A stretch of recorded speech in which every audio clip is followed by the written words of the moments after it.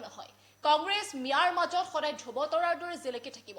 পুনৰ কংগ্ৰেছক কটাক্ষ পবিত্ৰ মাৰ্ঘেৰিটাৰ তেওঁ মন্তব্য কৰিছে যে খিলঞ্জীয়া লোকসকল বিজেপিত যোগদান কৰিলেও কংগ্ৰেছৰ চিন্তা কৰিবলগীয়া একো নাই কাৰণ কংগ্ৰেছৰ বাবে মিয়া আছে মিয়াৰ মাজত কংগ্ৰেছ সদায় ধ্ৰুৱতৰাৰ দৰে জিলিকি থাকিব পুনৰ কটাক্ষ কৰিছে কংগ্ৰেছক পবিত্ৰ মাৰ্ঘেৰিটাৰ এটা গুৰুত্বপূৰ্ণ খবৰ জনাই আছো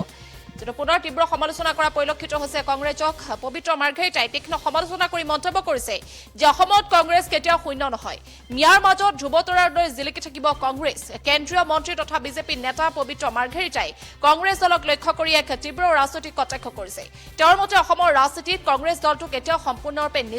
নিশ্চিন্ন বা শূন্য হৈ নাযায় ইয়াৰ আৰৰ কাৰণটো অতি তাৎপৰ্যপূৰ্ণ বুলি তেওঁ মন্তব্য কৰে তেওঁ কয় যে অসমৰ সমগ্ৰ খিলঞ্জীয়া লোক বিজেপিত যোগদান কৰিলেও কংগ্ৰেছৰ বাবে চিন্তা কৰিবলগীয়া একো নাই তেওঁ অভিযোগ কৰি কয় যে কংগ্ৰেছ দলৰ মূল শক্তি আৰু আধাৰ এতিয়া কেৱল এটা নিৰ্দিষ্ট সম্প্ৰদায়ৰ মাজতে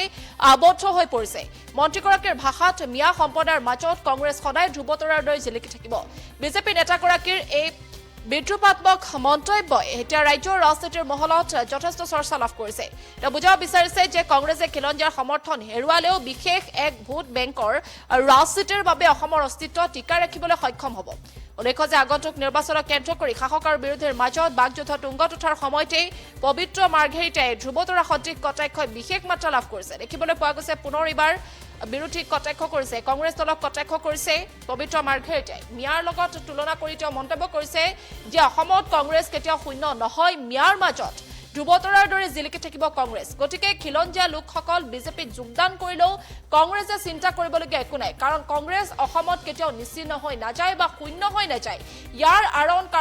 আঁৰৰ কাৰণটো হ'ল মিয়াৰ মাজত ধ্ৰুৱতৰাৰ দৰে জিলিকি থাকিব কংগ্ৰেছ এক বিস্ফোৰক মন্তব্য কৰা পৰিলক্ষিত হৈছে এই মুহূৰ্তত পবিত্ৰ মাৰ্ঘেৰিটাৰ কিছু ভাষ্য আছে সেই ভাষ্য আমি আপোনালোকক শুনাব বিচাৰিম জাতি এক সনাতন সংস্কৃতি তেনেকৈ আচলতে কংগ্ৰেছ শূন্য হোৱা নাইকিয়া হোৱা বুলি কোৱাটো ভুল হ'ব কাৰণ সমগ্ৰ খিলঞ্জীয়া মানুহে যোগদান কৰিলেও মিয়াৰ মাজত কংগ্ৰেছ সদায় ভোটাতৰাৰ দৰে জিলিকি থাকিব গতিকে কংগ্ৰেছ শূন্য বেলেগ প্ৰদেশত হ'লেও অসমত কংগ্ৰেছ কেতিয়াও শূন্য নহয়